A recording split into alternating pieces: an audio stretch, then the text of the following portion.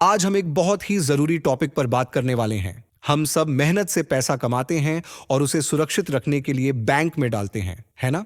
पर क्या आपने कभी सोचा है कि जिस बैंक को आप अपना सेफ लॉकर समझ रहे हैं, कहीं वही आपकी सबसे बड़ी गलती तो नहीं? और ऐसे और वीडियो देखने के लिए आप हमारे चैनल का मेंबरशिप ज्वाइन कर सकते हो। आगे बढ़ने से पहले एक बहुत जरूरी बात, यह वीडियो सिर्फ एजुकेशनल और जानकारी देने के मकसद से बनाया गया है। इसमें दी गई कोई भी बात पर्सनल, फाइनेंशियल या इन्वेस्टमेंट एडवाइस नहीं है। बैंक डिपॉजिट्स और इन्वेस्टमेंट्स में मार्केट रिस्क होता है और इंटरेस्ट रेट समय के साथ बदल सकते हैं। प्लीज याद रखें कि पास्ट में मिले रिटर्न्स फ्यूचर में भी मिलेंगे, इसकी कोई गारंटी नहीं होती। कोई भी फाइनेंशियल डिसीजन लेने से पहले हमेशा एक सेबी रजिस्टर्ड फाइनेंशियल एडवाइजर से सलाह जरूर लें। आप अपने इन्वेस्टमेंट के लिए खुद जिम्मेदार होंगे। हमारा चैनल आपके किसी भी फायदे या नुकसान के लिए रिस्पॉन्सिबल नहीं होगा। तो चलिए टॉपिक पर वापस आते हैं। हर साल देश में बैंकिंग फ्रॉड के हजारों किस्से सामने आते हैं, जहां लोगों की जिंदगी भर की कमाई एक झटके में डूब जाती है। पीएमसी बैंक का 65,000 करोड़ का घोटाला।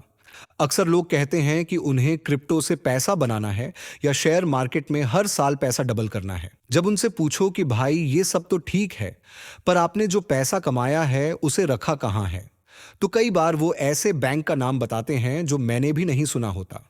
उनका लॉजिक होता है कि वो बैंक एफडी पर 10% का इंटरेस्ट दे रहा है और बस यहीं से सारा खेल शुरू हो जाता है। उन्हें लगता है कि उनका छोटा सा बैंक एसबीआई, एचडीएफसी, आईसीआईसीआई जैसे बड़े बैंकों से बेहतर है। सोचकर अजीब लगता है ना? पैसा और कमाना है, लेकिन जो कमाया हुआ है उसकी सेफ्टी की कोई फिक्र नहीं। किसी भी अनजान बैंक में पैसा डाल दिया, बिना ये चेक किए कि वो बैंक असली भी है या नहीं, उसे आरबीआई से मान्यता मिली है या नहीं, और सबसे जरूरी, आपका पैसा वहां इंश्योर्ड है भी या नहीं।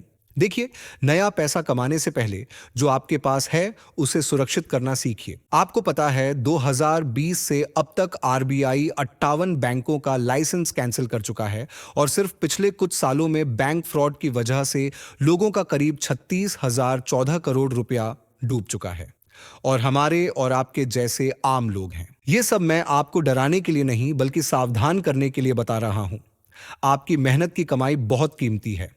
तो सवाल यह है कि एक सेफ और भरोसेमंद बैंक कैसे चुनें? चलिए, मैं आपको कुछ आसान स्टेप्स में समझाता हूं। पहला, हमेशा चेक करें कि आपका बैंक आरबीआई यानी रिजर्व बैंक ऑफ इंडिया से अप्रूव्ड है या नहीं। आरबीआई इंडिया के सभी बैंकों का रेगुलेटर है। आप आरबीआई की ऑफिशियल वेबसाइट पर अप्रूव्ड बैंकों की लिस्ट देख सकते हैं। दूसरा और सबसे जरूरी पॉइंट, डीआईसीजीसी इंश्योरेंस। ये आरबीआई की एक संस्था है जो आपके बैंक डिपॉजिट का बीमा करती है। अगर आपका बैंक डीआईसीजीसी से इंश्योर्ड है तो आपके 5 लाख रुपए तक पूरी तरह सेफ हैं, चाहे वो सेविंग अकाउंट में हो या एफडी में।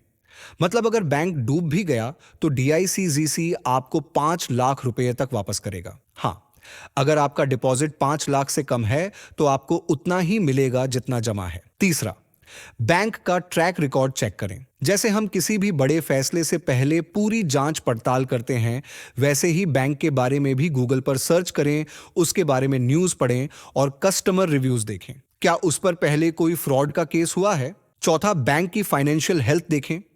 कहीं बैंक के एनपीए यानी नॉन परफॉर्मिंग एसेट बहुत ज्यादा तो नहीं है? आसान भाषा में, अगर बैंक ने जो लोन दिए हैं वो वापस नहीं आ रहे तो उसका एनपीए हाई है। हाई एनपीए वाला बैंक रिस्की माना जाता है। और पांचवा, डिजिटल सिक्योरिटी। क्या बैंक का मोबाइल ऐप और वेबसाइट सेफ हैं? क्या वो हर ट्रांजैक्शन के लिए 2 फैक्टर ऑथेंटिकेशन या ओटीपी यूज करता है?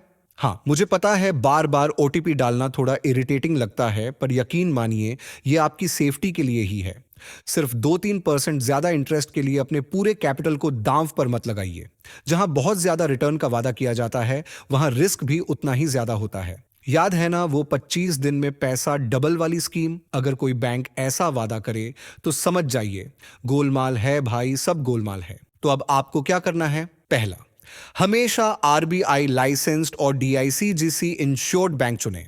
दूसरा, अपना सारा पैसा एक ही बैंक में मत रखिए। अगर आपके पास ज्यादा पैसे हैं तो उन्हें अलग अलग बैंकों में 5-5 लाख करके डाइवर्सिफाई करें ताकि आपका सारा पैसा इंश्योर्ड रहे। तीसरा, हाई रिटर्न के लालच में न पड़ें।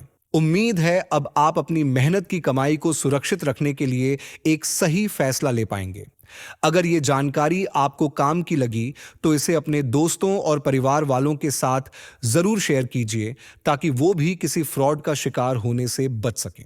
कमेंट बॉक्स में बताइएगा कि आपका पैसा कौन से बैंक में है और क्या आपने ये सारी चीजें चेक की हैं। आपके कोई सवाल हों तो भी जरूर पूछिएगा।